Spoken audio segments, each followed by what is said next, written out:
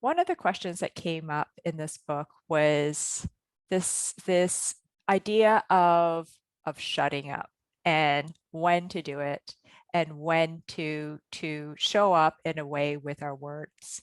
So Edwin and Simon, can you recount a situation where you leaned back and shut up versus showing up with words and action?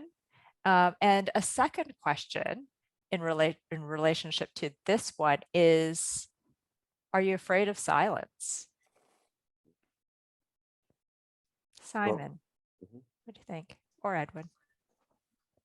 Yeah, no, I'm just trying to recall specific examples, and um, I think sitting back and listen is actually something every leaders should do, right? I can't remember where I read it from, but basically saying if you go into a room, if the person is not talking, likely that is the leader there, right? I think a good leader at least should let the rest of the group speak, and then he or she can then listen, and then at the end sort of respond with a decision or something else. But if somebody that kind of rushes in and start to talk as a leader, most likely the rest of the group will just shut up and just listen to you. And that's not necessarily what you want out of it, right? You want to have a healthy sort of discussion and, get ideas coming as a group. And that's how I tend to run my meetings, right? If I'm talking to my team, then most likely I will say, all right, here's a problem we want to discuss. Let's talk. I will tend to talk last. And so this question that you posted is, resonates well in that sense, right?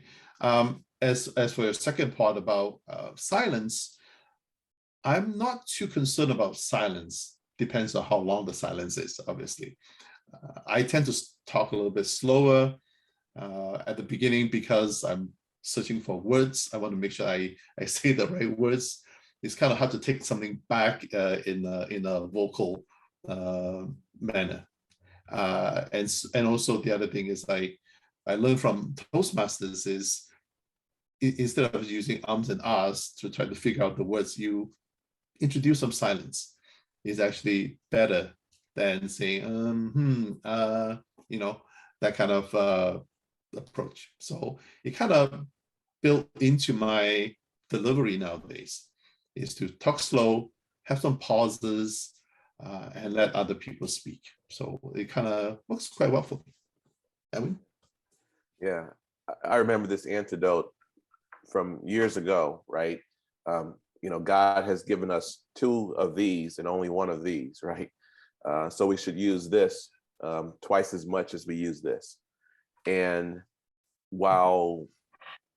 so to talk about silence and interacting and using silence, ditto to everything that Simon has said, and everything that Anjannette will share, right? Silence is a powerful mechanism. It's a very powerful tool, and we all need to sort of be in silence at times in order to really collect our thoughts and really to make sure that we're listening to and we're taking the question. A lot of times when people are speaking and you're supposed to listen, we spend so much time while that person is speaking thinking of the follow-up question. Sometimes it's just better to allow that person to communicate and complete their thought, ingest it, and introduce silence there, because that way you're listening to the person and you're going to have and you could potentially have much more of an effective question because you've listened to the whole thing and you're not trying to think of the question while the person's talking. So silence can be helpful, especially in those types of situations where you're having to immediately follow someone. So also pauses. Pauses are great. Pauses, to Simon's point, it allows you to collect your thoughts and not have so many ums and ahs when you speak and when you try to communicate. And those are things that can really take away from the conversation if you have a lot of them. So having pauses is natural, it's normal, it can be useful. It lets the leader, it lets the listener know that, hey, you're thinking and you're presenting, and they can value that because you're utilizing and using their time wisely, because you're carefully considering your words instead of just blurting stuff out there. Paying attention to the room, learning the audience that you're speaking to are all sort of very important techniques. And sometimes silence and not speaking allows you to focus your senses on your thought, on listening, on seeing the room. And it can ultimately help you in the long term to make sure that you're adding value to those conversations. So I agree with the use of silence, and I agree with the use of pauses. I think those are two effective techniques that can help any presenter. Anjannette, what were your thoughts there? Yeah, thank you, Edwin. So much of what you said resonates with me, and I think as a culture, particularly going through the pandemic and now being digitally fatigued, that we've been consuming so much information without any pauses, right? That it's almost this insatiable consumption of stuff. There is no in between.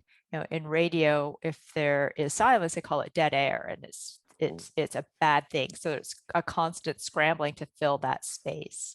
So attending to the second part of the question first, I think that there is this discomfort with silence and that it needs to be filled. I think, if I tend to enter spaces with pauses, and, I think it could be a power thing too. People who have a sense of a very elevated social power, or perhaps there's an insecurity of holding on to their social power, tend to dominate a room, and dominating a space tends to look like filling those voids with your own voice, or coming into a situation.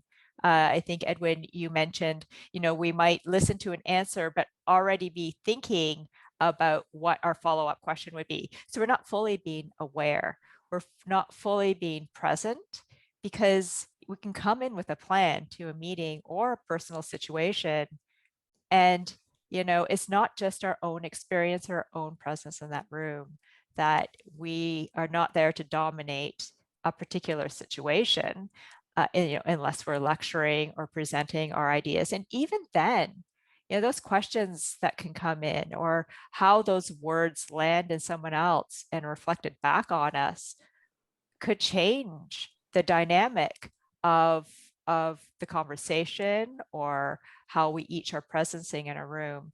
So not being aware, not pausing to integrate the information in the room, I think does a disservice to the fullness of the experience, which means everyone in the room and our environment and, the timing, all of it will inform how we can be fully present in the way to be most effective, and in a transformative way as well.